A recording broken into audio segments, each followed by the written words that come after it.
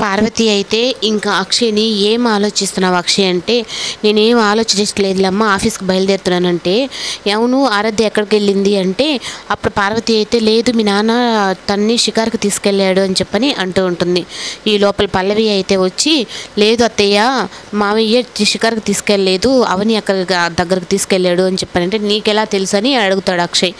అప్పుడు ఆరాధ్య అనే కమల్ బావతో చెప్పడం నేను విన్నాను బావగారు అంటే, అప్పుడు కమల్తో అయితే చెప్పడంతో కమల్ అయితే, ఇప్పుడు ఈరోజు తాతయ్య తీసుకెళ్ళాడు కదా మీ అమ్మ దగ్గరికి, రేపు నేను ఒక రోజు నేను తీసుకెళ్తాను, అలా వెళ్ళి మనం అమ్మ దగ్గరికి కలిసేసి వద్దాము అని చెప్పానని మాట్లాడుకోవడం నేను మొత్తం విన్నానంటే, మీరు ఇదే విధంగా ఇప్పుడే అడుగుతాను ఏంటి ఇలా చేస్తున్నారని చెప్పానని అక్షయ్ అంటే, లేదు బావగారు మనం చేయాల్సింది ఇది కాదు, మనం వెంటనే ఆరాధ్య స్కూల్ మార్పిచ్చేసాలని చెప్పని తను ఒక ప్లాన్ అయితే చెప్తుంది. అప్పుడు పార్వతి కూడా దానికైతే, అవును అక్షయ్ పల్లవి చెప్పినట్టుగానే నువ్వు చెయ్యని చెప్పనని అంటుంది. అయితే ఇంకా ఈ లోపలంతా స్కూల్ మార్చేసి తనని వేరే స్కూల్కి అయితే పంపించేస్తారు.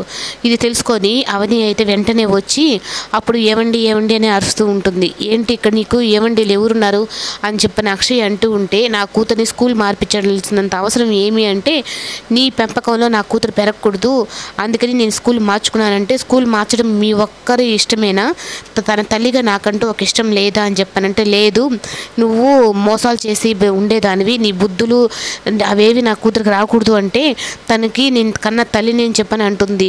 అప్పుడు ఇంకా పార్వతి కూడా అయితే, నువ్వు అసలుకే ఆరాధన తీసుకెళ్ళడం ఈ ఇంట్లో ఎవరికీ ఇష్టం లేదు, నీ దగ్గర పెరగడం కూడా అంటే అది చెప్పాల్సిన అవసరం మీకెవరికీ లేదు, ఆరాధ్య నా కన్న కూతురు నేను అక్కడే తేల్చుకుంటానని అంటుంది.